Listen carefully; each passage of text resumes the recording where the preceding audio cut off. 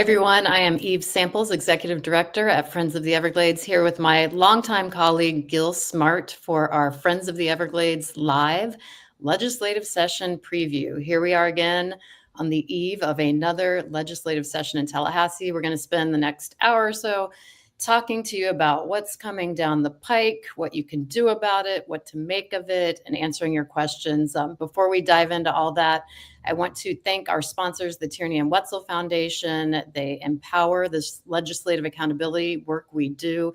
We've really been deepening this effort for about 4 years and cultivating more expertise and impact in Tallahassee and trying to bring that back home to South Florida and the rest of the greater Everglades ecosystem. And I think we're seeing the results pay off. We have some good things to show for it. So Gil and I are going to talk about that. Also want to, excuse me, welcome our audience who's watching live. If you are joining us on YouTube or Instagram or Facebook Live, just pop a little comment in the chat. Let us know maybe where you are in Florida, what's on your mind, keep it clean, and also what's on your mind in terms of environmental legislation. Start thinking about those questions. We will take your questions live the last 15 or 20 minutes. So let me give my colleague a formal introduction. Gil wears 2 hats with us. He is Policy Director at Friends of the Everglades, and in that role, he has been absolutely immersed in legislation that's been proposed in Tallahassee, not just this year, but in past years. And he's also Executive Director at Vote Water, but he's here today in his capacity as Friends of the Everglades Policy Director. So welcome, Gil. How are you holding up today? Well, I've got 2 hats, but still only 1 head. So, that's going pretty well. Yeah. No, it's, we're really closing in on the deadline to file legislation for this session. Over the course of the past week, there have been hundreds of bills filed.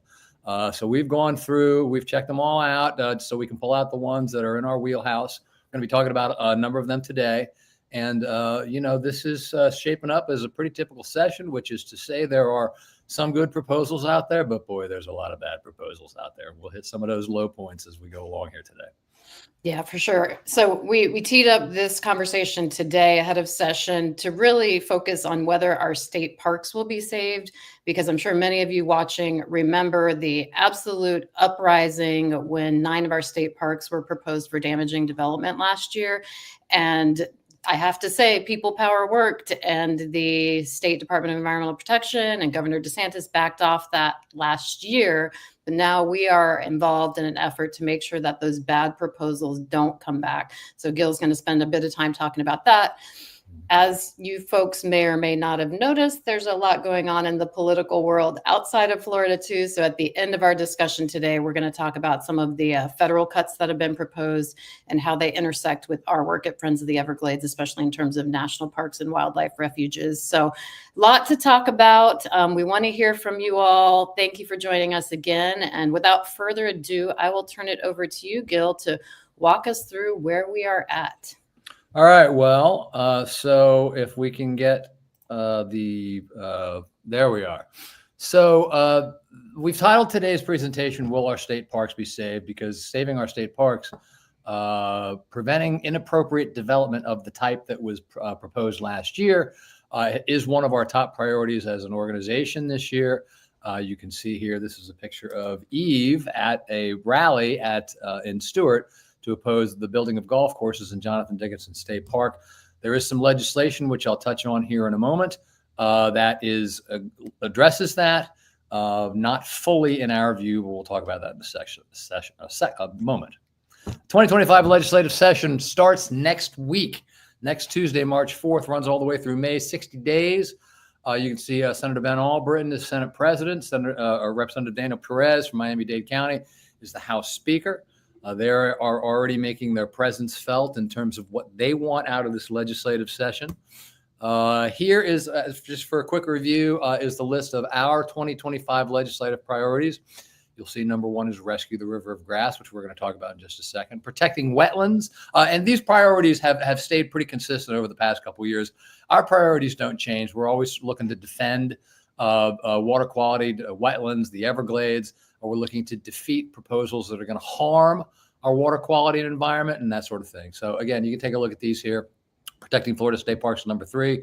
Taking bold steps to improve water quality, because that's what we need to do. Don't ban fertilizer bans. Smarter controlled development, which is a bit of a laugher, but we'll talk about that soon. And stop sugarcane burning. I'll just chime in here, Gil.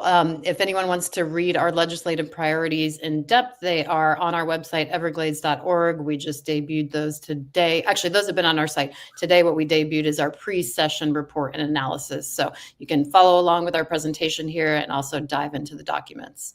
Okay.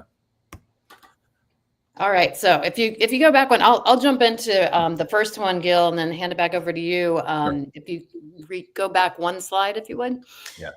So our top priority on our legislative priorities list this year, it actually has a new name, but it mirrors what we've asked for in the past, which is more land acquisition south of Lake Okeechobee for water storage and treatment, so we can restore the hydrology and ecology of the southern Everglades and Florida Bay with clean water and stop harmful discharges east and west. This is really the heart of our work. And what's different this year is that a month ago, we launched a campaign called Rescue the River of Grass. And actually 10,000 people, as we sit today, have signed on in support of this. And we put a really fine point on how much land is actually needed, what the science tells us, how much land is needed. Our science team did an incredible analysis. Why it can be done right now, because we do have funding to move forward with this solution, and why there's urgency. And that's because there are development proposals south of the lake. If you could go back to that next slide, Gil.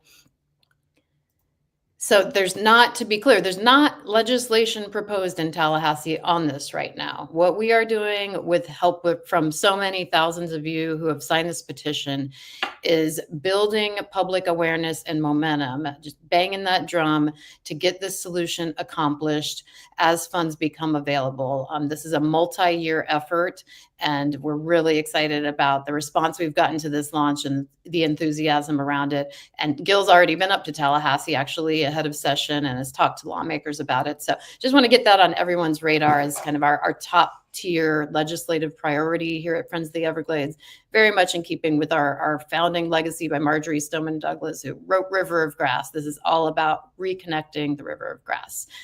So more on that to come for sure. And if you look in the comments, there's going to be a link where you can sign the petition if you haven't done it already. So I'll hand it back to you, Gil. All right, moving right along. So again, the title of this is Will We Save Our State Parks? And our priority is to protect Florida state parks. There is legislation that has already been filed in both the House and Senate. On the Senate side, Senate Bill 80 was filed by Senator Gail Harrell. House Bill 209 was followed by Representative John Snyder. Both represent Martin County, which in some ways was an epicenter of the rebellion against the proposal for state parks last summer. Jonathan Dickinson State Park here in Martin County, they were looking to build a couple golf courses there, you may remember. But so the legislation has been filed. It's a decent start, as it says here, but it does need to be better. There's a number of issues with the proposal. The biggest one, though, is that it gives sort of like a laundry list of things that would not be permitted to be built in our state parks. And it's a good list. It includes golf courses. It includes pickleball courts. It includes any other type of sporting activity that requires similar facilities, that sort of thing. But the problem is you can never have a complete laundry list. There's always something you're going to forget. The example we used was if we'd been having this discussion 10 years ago, probably no one would have thought to mention banning pickleball courts because pickleball really wasn't as much of a thing back then. So the way the legislation is right now, there are blind spots. I use the metaphor. I said, it's like we're trying to build a wall to keep out this inappropriate development, but we don't have quite enough mortar to fill in between the bricks, and something's going to slip through. So we have, and a number of other environmental organizations here in Florida have proposed some changes to this park, or rather this legislation. What we'd really like to see is language that would prohibit any use that would have a material impact on the natural resources of the park. Because if you think about it, that was sort of a key part of what people were arguing last summer when, this was such a big issue. They were saying, look, it's not, we're not opposed to golf courses for the sake of opposing golf courses. We're opposed to golf courses because look what this is going to do to the natural resources of the park. And we believe that any use that would destroy or pave over or somehow rend asunder these natural resources runs counter to what the state parks are about. State parks are supposed to be about preservation, not exploitation. So we have been active, as Eve noted. I've been to Tallahassee, and we've been speaking with the bill sponsors here and some other folks as well. We are hopeful that we're going to be able to see some sort of amendment to this legislation that would go in this direction. But we'll stay tuned. That has not yet happened. Session opens next week, and we may have a decent idea what happens. I believe there's going to be a hearing on the House bill next week, and we're definitely following this very, very closely going forward. Yeah, before you move on from that, Gil, I'm sensing there's still really intense public concern about this issue. When Governor DeSantis called the press conference last year after the public uprising, he said these plans were half-baked, send them back to the drawing board. They're not coming back this year. So that was 2024. And that hinted that they could come back at some point. So while we won that battle last year, the war is not won. And we need to make sure that the bill is ironclad. So we and other groups are working in touch with the bill sponsors to try to improve it. And we appreciate the attention to it. Both Rep. Snyder and Senator Harrell are from the district where Jonathan Dickinson State Park is.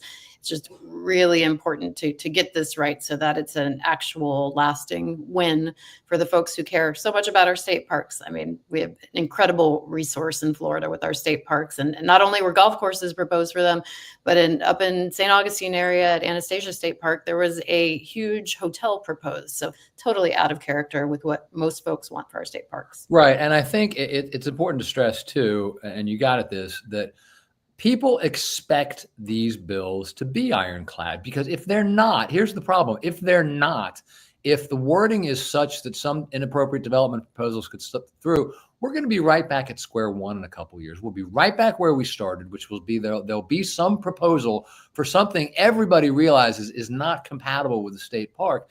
And then people are going to say, look, I thought we addressed this. Didn't we pass legislation that fixed this? And if the answer is no, people are going to be really upset, and they're going to be right to be upset. So let's make sure this bill accomplishes what it needs to accomplish. Let's make sure that we prohibit this inappropriate development. Let's make sure that our state parks are first and foremost about preservation and secondarily about recreation, or as I said earlier, exploitation. Right. So, yeah. One of the examples that's popped into my mind is could a spa be built at a state park? Is that explicitly prohibited? So we just can't allow for any holes to be there in the mortar, as you put it, Gil. And even if let's assume, I know this might be a bit of a leap, but let's assume our lawmakers have good intentions here. Rep. Snyder and Gail Harrell were upset about these proposals in their district. Let's give them the benefit of the doubt on that. We cannot assume that the armies of lobbyists working on these golf course proposals, and there were armies of lobbyists, have good intentions, and they will be scrutinizing any bill that's passed to find the holes and poke through them. So that's what we're working to avoid. Exactly. All right.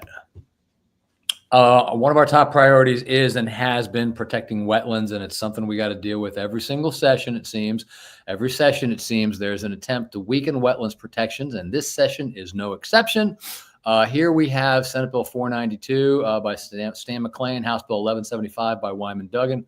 Mitigation banking. This is a pretty big bill with a bunch of different aspects to it, but the key one that concerns us has to do with the fact that this would allow applicants to use mitigation bank credits from outside the area when local credits aren't available. The way this works is there are mitigation banks in each regional watershed that have a specific number of credits that have been created or purchased or created when mitigation projects are done to offset the losses of wetlands. And each regional watershed bank has a certain number of credits available in it. Well, let's say you want to build a big project in your local watershed. You know it's going to impact wetlands. So you go to the mitigation bank and you want to buy the credits that allow you to offset the impact you're going to have. But there aren't enough credits, or there aren't enough credits of the type that you need to offset the impact of your bill, of your project. What this bill does is it allows you to go to the adjacent regional watershed, or one that's adjacent to that, and buy the mitigation bank credits from there. It would cost you more, and in some cases it would cost you significantly more. But essentially, the way I read these bills, it would allow you to basically buy mitigation bank credits from anywhere else in Florida to make up for the damage that you're doing to wetlands in your local regional watershed. And we've always opposed this. It's like, if you have an area where you've lost a lot of wetlands, or where your wetlands are sort of imperiled, our belief as an organization is that, look, we need to preserve wetlands. Wetlands provide such a fantastic, important ecological function here in Florida and everywhere else. Florida is largely comprised of wetlands. We need to not destroy them. So, we're just making it easier to do that. We're just making it easier to build projects that would have an impact on wetlands. We say, no, we're offsetting the impact, by buying credits generated several basins away. Right. So does nothing for the local watershed to mitigate elsewhere. I mean, if you live, we're near the Indian River Lagoon and St. Lucie River, and if you're mitigating along the Caloosahatchee River, what good does that do? So it's frustrating. And I'll take it even a step further. Where we are in Martin County, you can't do wetlands mitigation. You can't destroy the wetland in the first place in the unincorporated counties. So there's a long history of wetlands protection here. And we would love to see that in more counties across Florida. We're really at a tipping point in terms of wetlands protections in Florida and across the country. Many of you may have heard about the U.S. Supreme Court ruling in the Sackett case a couple years ago that reduces federal Clean Water Act protection of wetlands if they're not continuously connected to a navigable waterway. So that leaves us vulnerable, and that means we really need to take all the steps we can at the state and local levels to protect wetlands that we do have. And just a reminder, we throw around a lot of jargon when we talk about these state bills, and we try to break it down to what it means. But wetlands protect us from flooding. Wetlands protect our water quality. These are all great things. And I'm not quite sure what Senator McClain and Rep. Duggan are thinking, but they're going to hurt those things if they move forward with this bill. Well, and I think, one of the things when you go up to 10,000 feet and you look at a lot of these proposals, and we'll have some more of them in a bit, the impetus here always seems to be, when it comes to the Florida legislature, to make development projects easier and quicker to accomplish. And this would certainly do that. If you want to build some sort of project, or, let's just say it's a dock or something like that, that's going to have an impact on wetlands, this would make it easier for you to do so. And there's several bills when we get to the topic of overdevelopment, responsible development, sprawl. Every year we see many legislative attempts to make the development process, to make it easier for develop land, to build houses quicker, with less oversight. That is the great impetus that motivates so much of these legislative proposals, unfortunately. And we just, but it as we say here, this is a bad bill. This is a bad idea. So, do you know anyone, Gil, who wants development to be easier in the state of Florida? I do not, but I also don't run in developer circles, so perhaps that is why. All right, let's move on. Another one of our priorities: take bold steps to improve water quality. There are some good bills out there, and I want to talk about these right now. This is the Safe Waterways Act is something that has come up in several past legislative sessions. It's never passed. I don't know why, because it's kind of common sense. As it says here, it requires counties and municipalities to notify the Department of Environmental Protection of any incident that may affect the quality of beach waters or public bathing places. This is primarily about fecal bacteria contamination, and would require new and bolder signage. This would also transfer responsibility for the bacteriological sampling of beach waters and public bathing places from the Department of Health, which does it now, to the DEP, the Department of Environmental Protection. So again, this is not necessarily a really bold idea, unfortunately, but it's a good idea.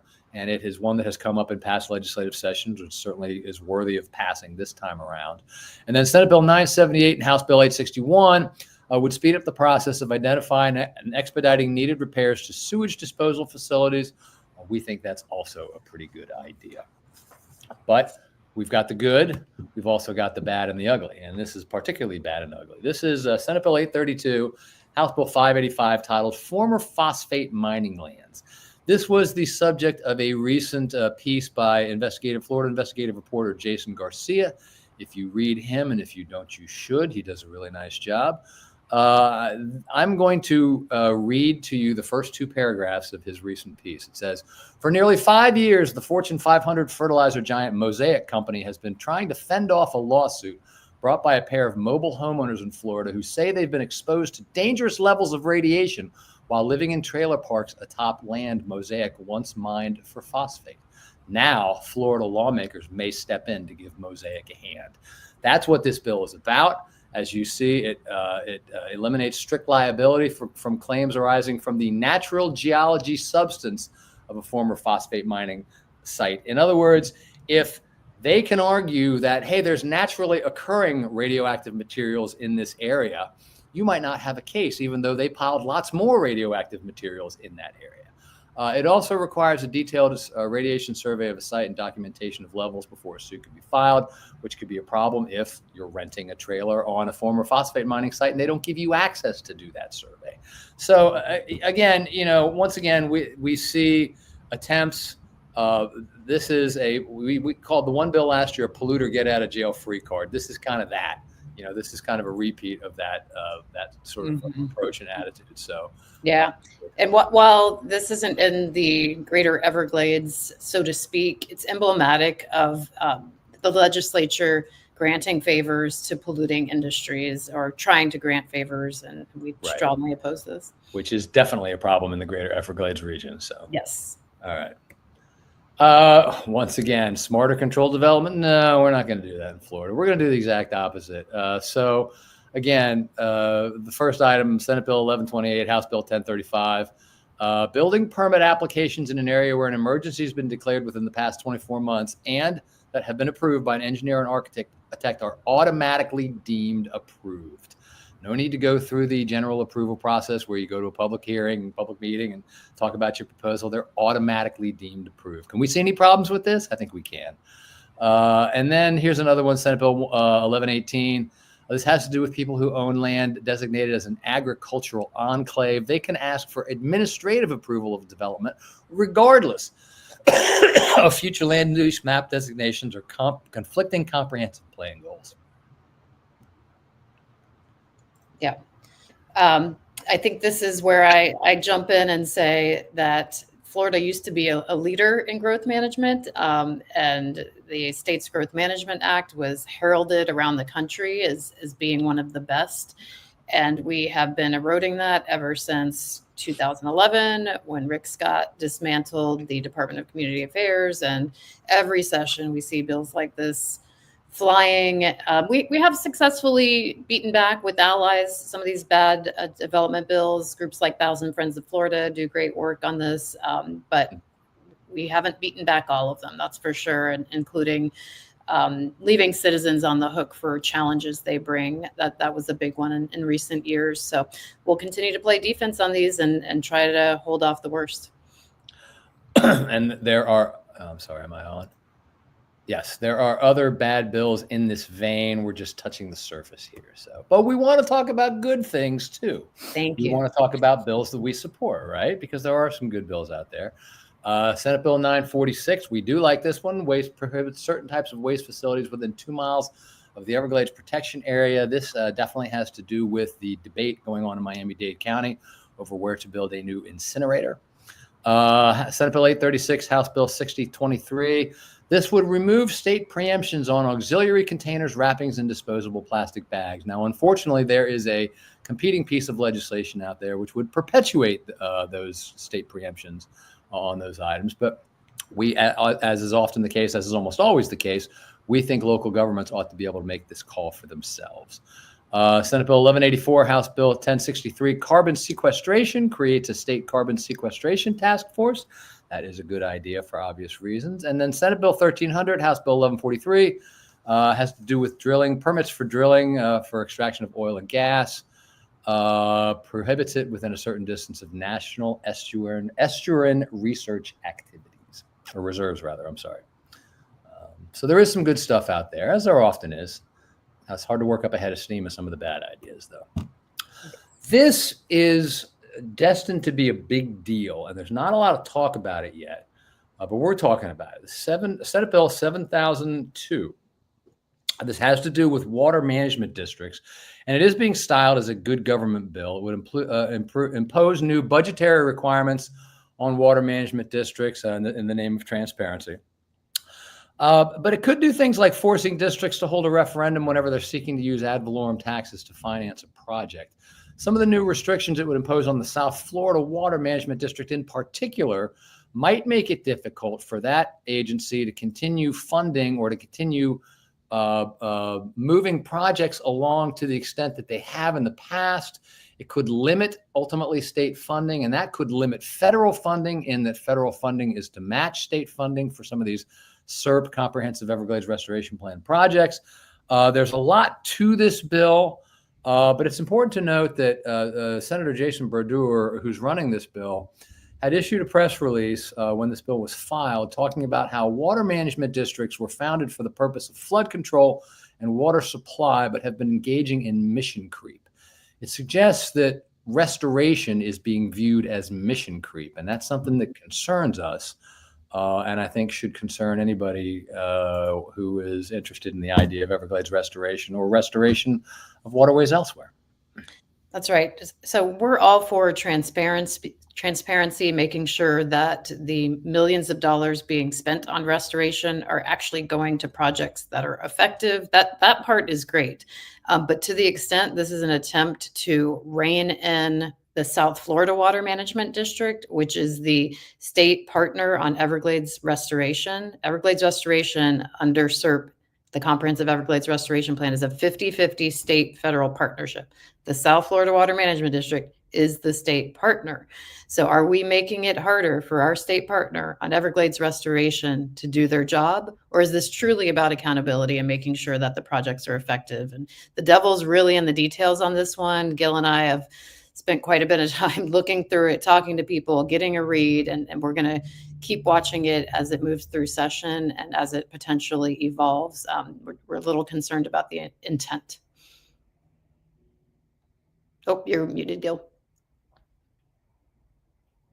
Sorry about that. Yeah, no, Eve's exactly right. You know, this and you know, you've noticed, I'm sure, the sort of discrepancy, let's call it that, between Governor DeSantis and the legislature.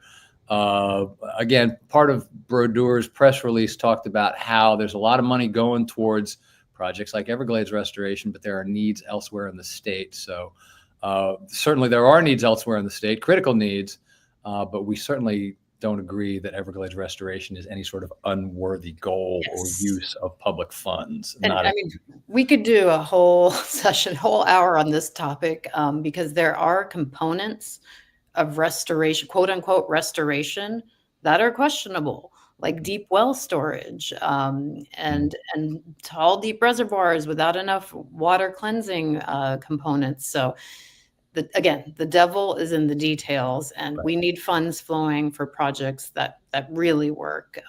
So more to come on this. Right. Absolutely.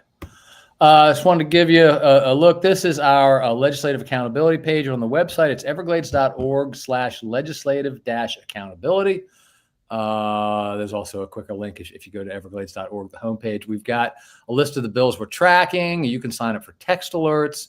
Our legislative priorities are here. And then, as you see on the right, the topics are sort of listed there if you want to jump to one or other. We're going to be paying very, very close attention to what goes on in a session. We're going to be back in Tallahassee, too, on a couple of different occasions to testify as if we can, talking to lawmakers about these issues, about these specific bills and others as well.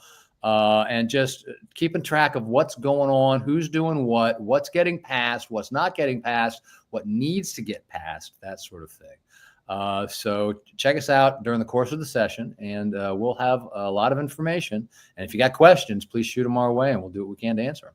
Yeah, before you move on from that, so if you click on the red button there, top left, or on the left side of the screen, it's bills we're tracking, and we're updating that daily. Gil is updating that daily, looking at bills that are filed, and where we have enough information to take a position, either in support or opposing, that's labeled on that bill tracker. Some of them are labeled watching.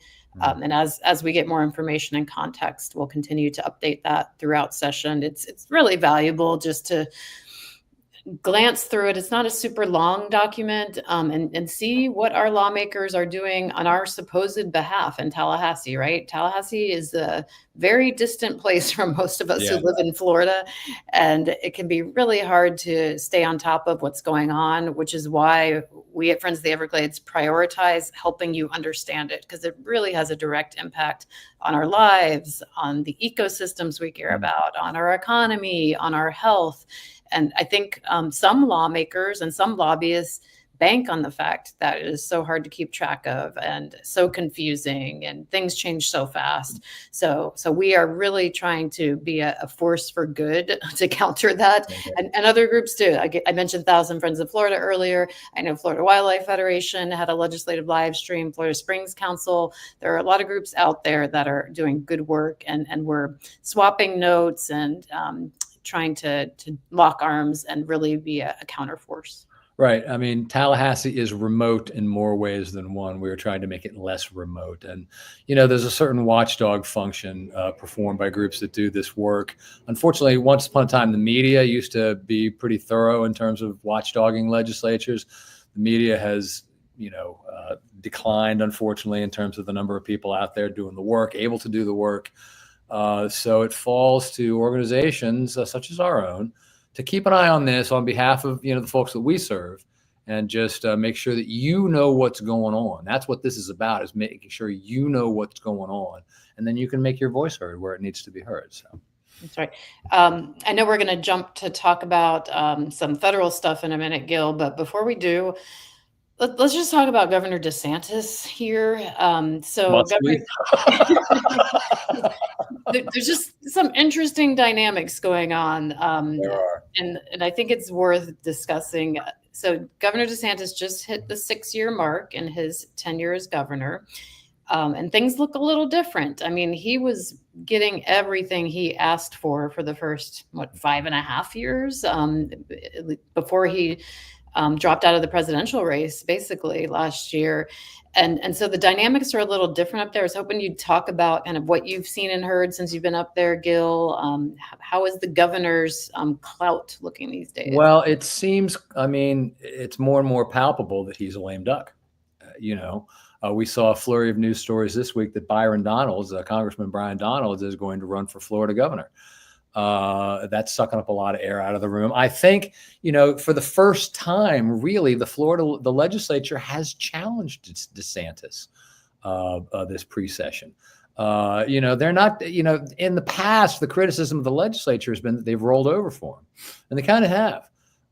This year, it doesn't look like it's going to be that way. And I'll give Everglades funding as an example. DeSantis has announced he wants to fund Everglades restoration at 805, I believe it's billion this year. 805 million. Yeah. Right. Senate Bill 7002 proposes to fund it at, I think it's 750 million. So there's a gap there. Is the legislature, and let's just stay with this topic, is the legislature this year going to give DeSantis what he wants in terms of Everglades funding? Ultimately, in the past, there's been negotiations, and it came to where, to his position, to his view, to his numbers. But that might not be the case this year. And not just with Everglades funding. It is entirely possible that DeSantis is not going to get all of what he wants this year. It's a very interesting dynamic. It's a new dynamic. We have not seen this. And there's already been, some testiness. The governor called the legislature for several special sessions. I know that many legislators were not thrilled with that. It's not all peace and harmony, locking arms and singing in unison up in Tallahassee. Right. And in addition to the governor not getting everything he wants, like it appeared he did in the past, We also have questions about where he stands environmentally. So the governor has not objected to a really concerning rock mine proposed in south of Lake Okeechobee in the Everglades agricultural area on 8,600 acres. And there's that thing is moving, and it's being proposed by Florida Crystals and U.S. Sugar and the engineering firm Phillips and Jordan. And there are applications pending in Tallahassee with the DEP, Palm Beach County, and the South Florida Water Management District, which is an arm of the state and which is governed by 8 governing board members, not 9, because 1 seat is still vacant. Let's talk about that in a second. That the governor appoints. So would love to see the governor say and do more in terms of the environment. And it's an issue he came out really strong on after he took office in early 2019, 6 years ago. His executive order on the environment, appointing the Blue-Green Algae Task Force. And we've often said the follow-through has not been as strong as needed. And that's why we're still dealing with many environmental problems across Florida. So the governor has a real chance to cement his legacy one way or the other, depending on what he does here. And then I just want to zoom in on that empty seat on the governing board of the South Florida Water Management District's been empty for what? More than a year now, well over a year, 2 years probably. Jackie Thurlow-Lippisch occupied that and was not reappointed because Senator Kathleen Passidomo objected to some truths that Jackie spoke. And I'm not sure the senator would characterize it that way, but that's certainly how we saw it. Right, right. And let's also remember that Governor DeSantis has announced his own version or his own take on DOGE, government efficiency, where he's talked about eliminating 70 state boards.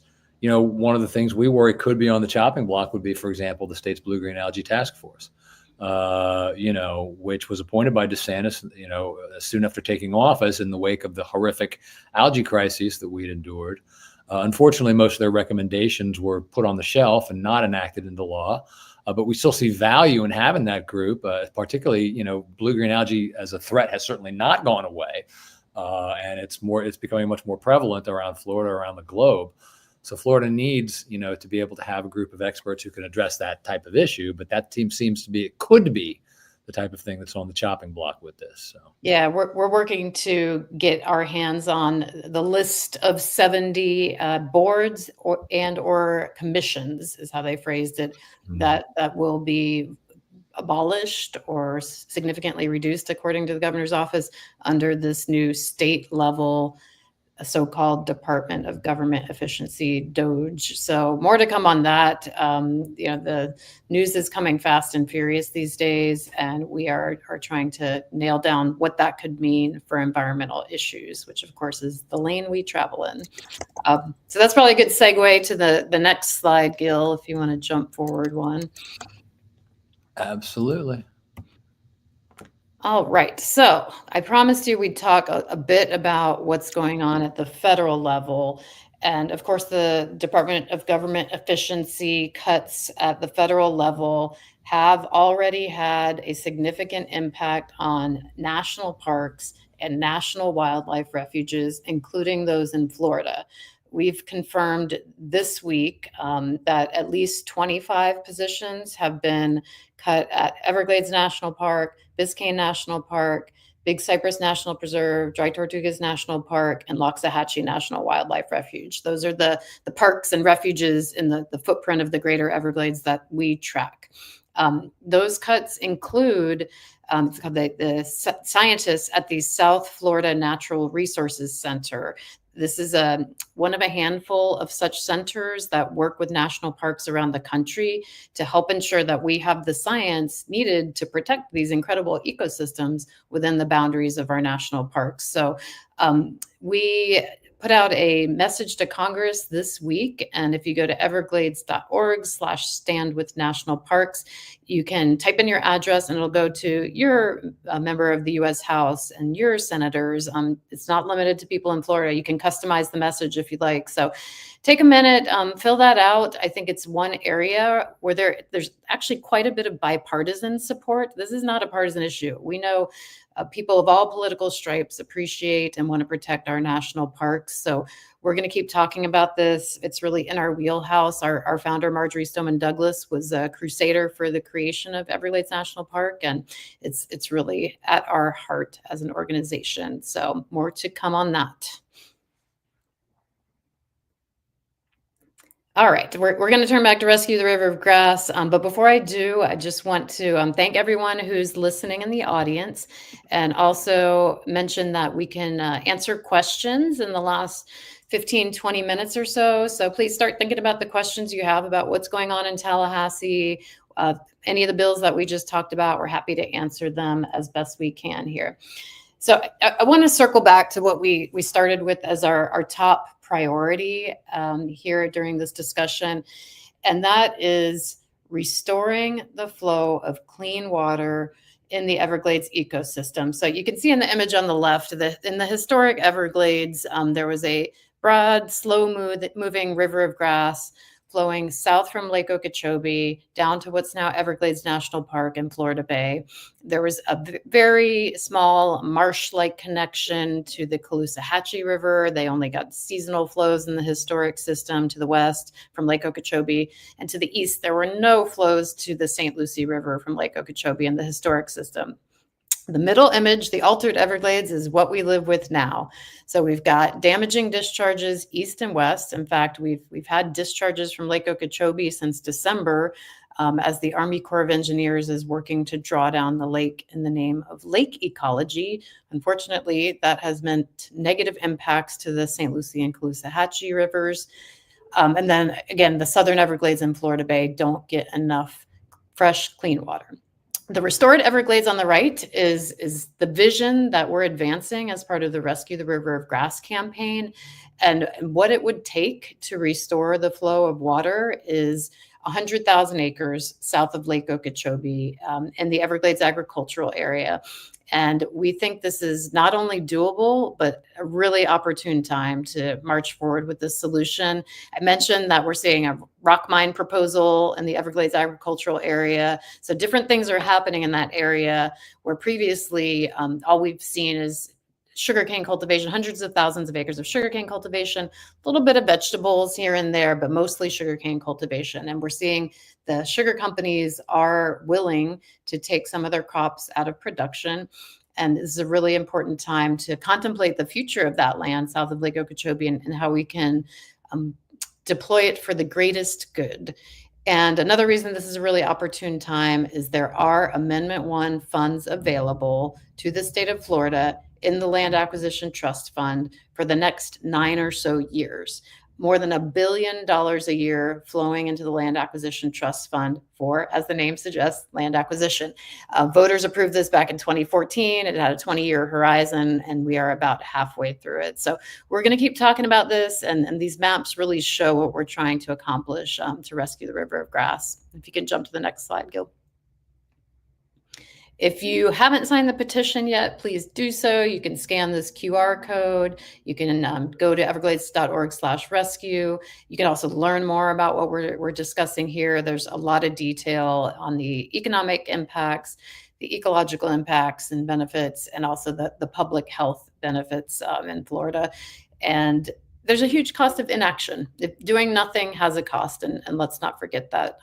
So we just wanted to kind of wrap up with that point before we jump into the Q&A. So Gil, is there anything you want to say before we get to some questions? No, I think why don't we go to the questions? All right. We do have one that came in from Instagram that we can't put on the screen. This is from, and I'm going to get this wrong, Nisha Camille.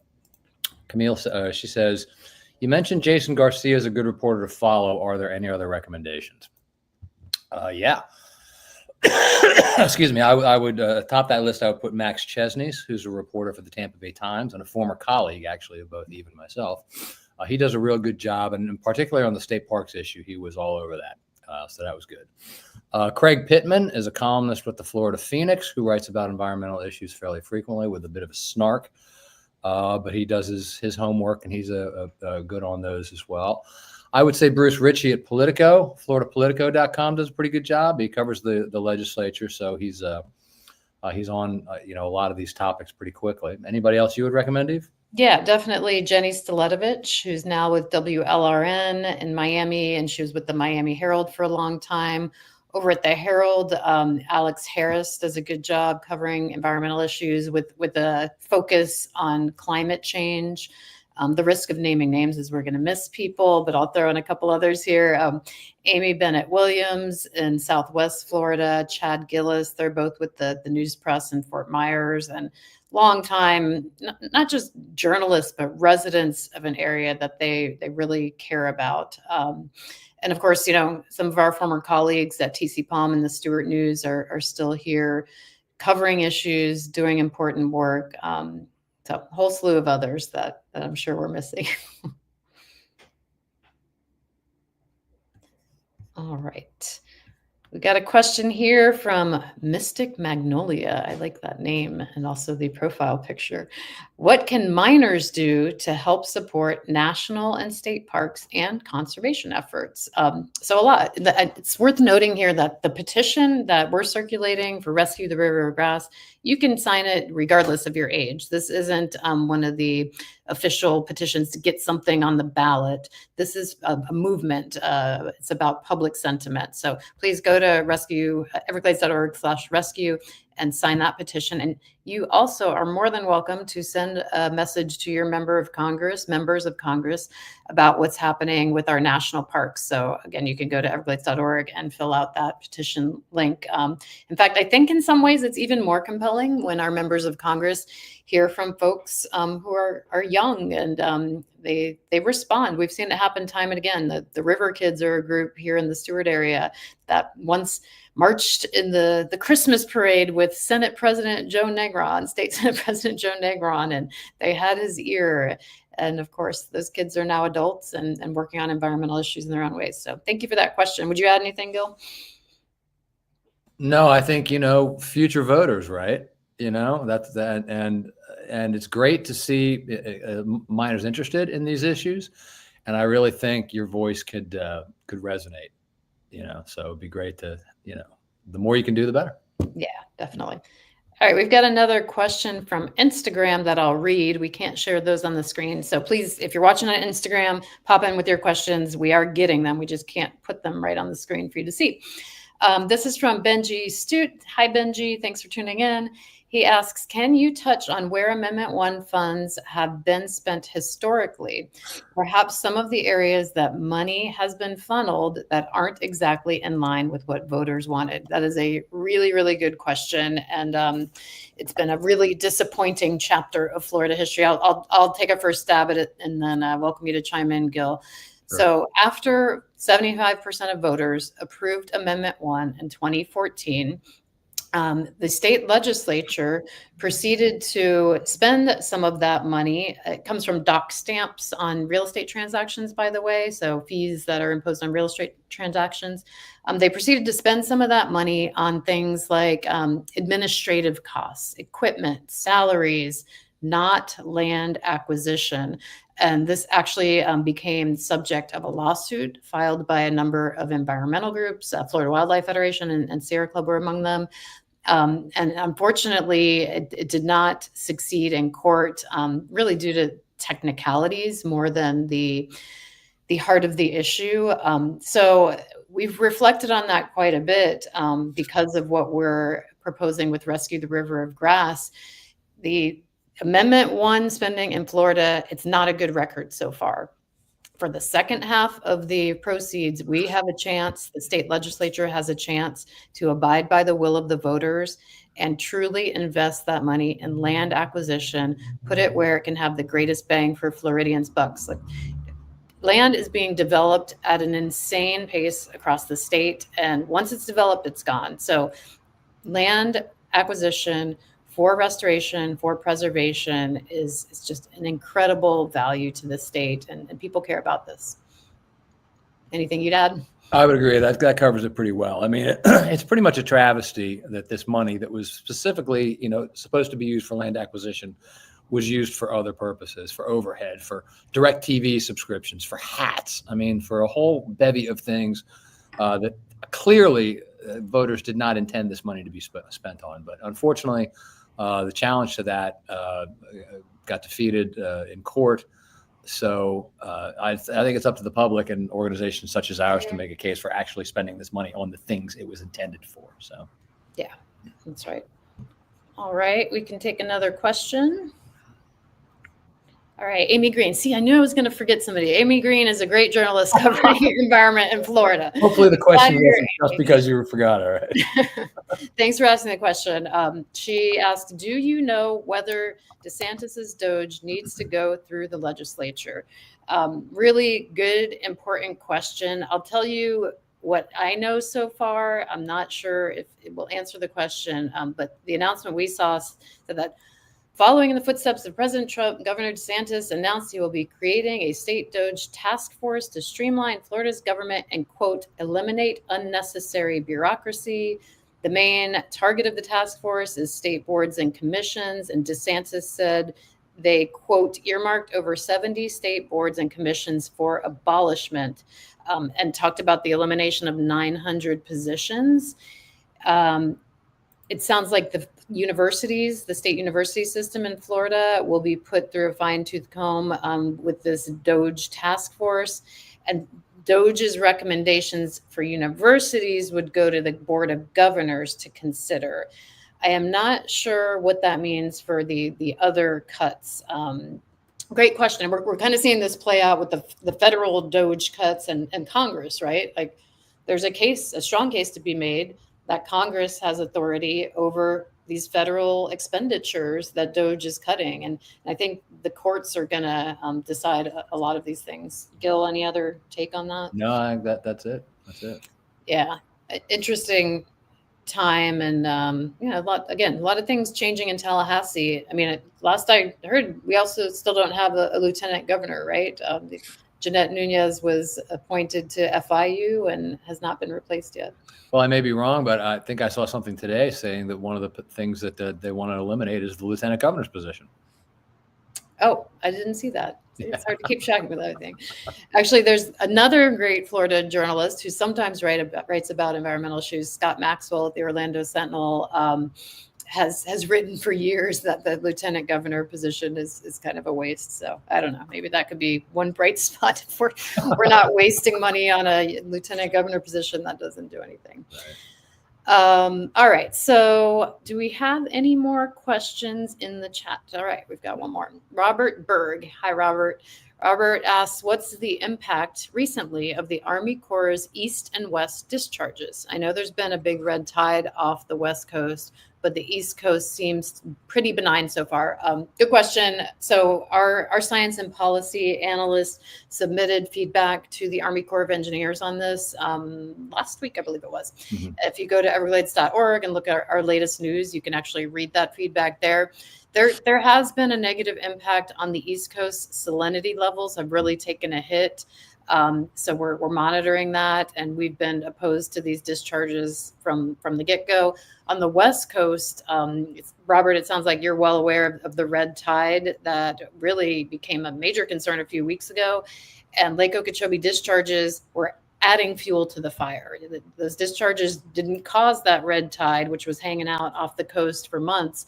But they did add fuel to the fire. Fortunately, I was looking at the red tide map yesterday. It looks like that's subsided. Gil, do you have more information on that? It does look like it's ebbed a little bit, but don't count it out yet. No, and to reiterate something that's being said in the comments here, there's no such thing as benign discharges to the St. Lucie. The Caloosahatchee does need some water from Lake Okeechobee. The St. Lucie does not need one drop of water from Lake Okeechobee. And Eve's right. There's been an impact on seagrasses. Turbidity is high. Oyster recruitment is sort of imperiled here. Water quality, particularly in the South Fork of the St. Lucie River, has been terrible. And this is all due to the discharges. So the discharges always have an impact when we see them on the St. Lucie side. The Corps is trying to mitigate that impact with, pulsing releases and that sort of thing. But, it's always an ecological nightmare. And it is once again this year. May not have gotten the headlines, may not have gotten the press that some of the red tide has gotten, but it's there. The impacts are there. Yeah, I'll add just a couple quick points on that. So as Gil said, the Caloosahatchee does need some seasonal flows for salinity reasons.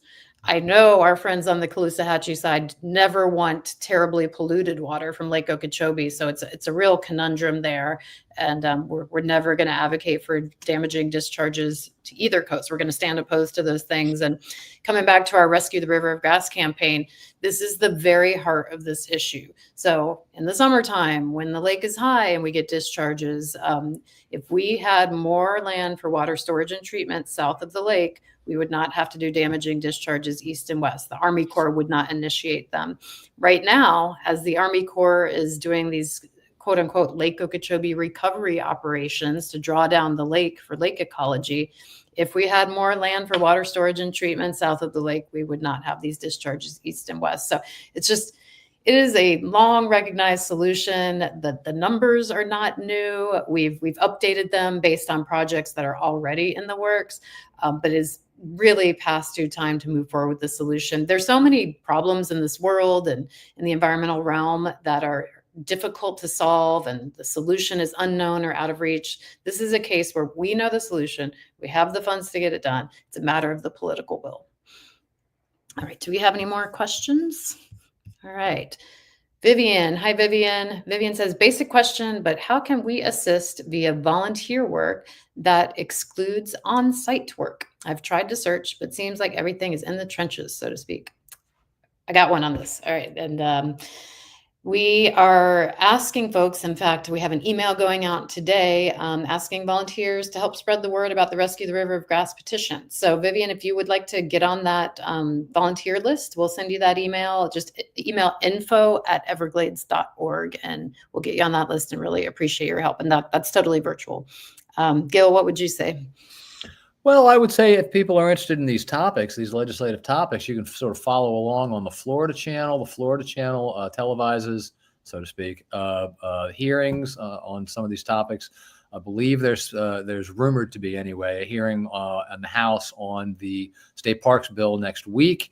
It's something you could watch. And always, feedback to legislators is always important. They need to know that their constituents are paying attention, that they care about these issues, and that, they're voicing their opinion on these issues. It carries a great deal of weight. And that's something, everybody watching this live stream can do. And we would hope would do, ultimately, just make your voice heard. They're there to represent you. We grant quite a bit of deference to our elected representatives in Tallahassee and DC, but they're your servants. They're there to serve you.